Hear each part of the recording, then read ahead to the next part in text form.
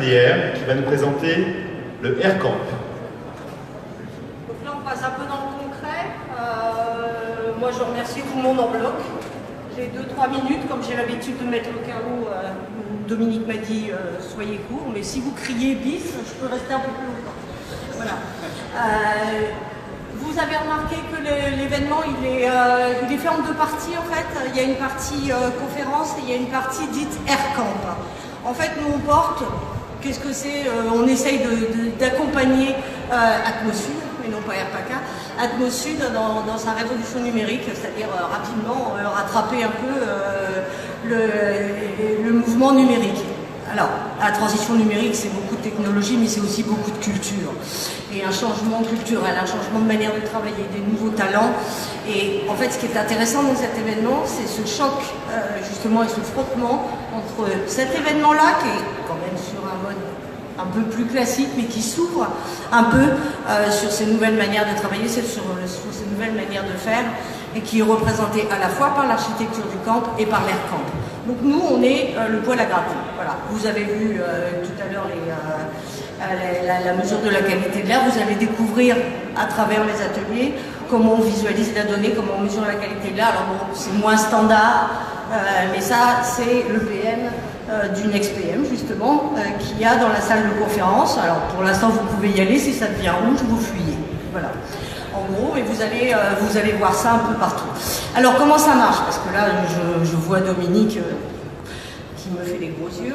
Comment ça marche? On a plusieurs installations avec, je pense que vous avez un plan, et on vous invite à les visiter. En fait, on suit un peu le cours de la journée ou le cours de la vie, puisqu'on commence à l'école, là-bas.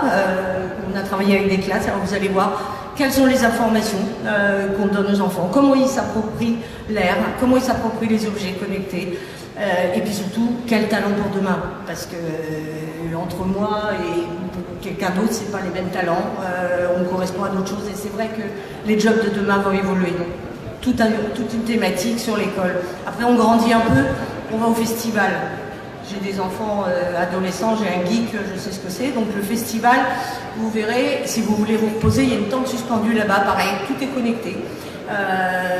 Et vous découvrirez les nouvelles manières de travailler.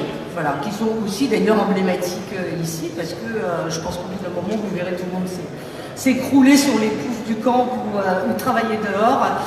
Clairement, on travaille autrement que sur des modes classiques. Après, quand même, on peut supposer qu'on a grandi, donc on va au bureau à l'usine. Le bureau, c'est vous. Enfin, c'est vous. C'est ceux qui écoutent les conférences. Et là, vous verrez aussi comment on mesure et comment on visualise les données. Et l'usine est dédiée aux nouveaux modes de fabrication, notamment tout ce qui est maker. Et vous pourrez regarder la fabrication numérique, y participer. Voilà. Ensuite, on vous invite à aller au jardin. C'est la fin de la journée et on a découvert un magnifique projet qui est porté par le camp et la Vitec sur les ruches connectées, parce qu'on est très intergénérationnel mais aussi interespèces, et donc les abeilles nous servent de bio-indicateurs, donc je vous invite à aller là-bas.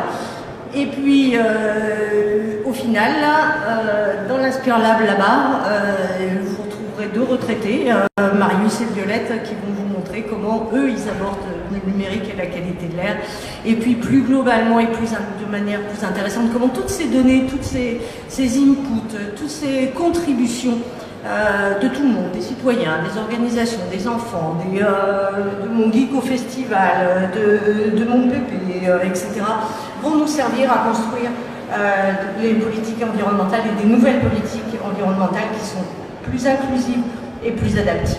Voilà. Alors concrètement, vous pouvez visiter.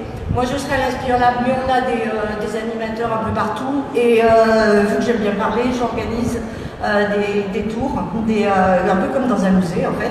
Donc je vous invite, on fera des annonces, Dominique fera des annonces pour que ça ne perturbe pas le reste de l'événement. Et je vous ferai visiter un peu toutes les problématiques qu'on a dû à gérer. Voilà.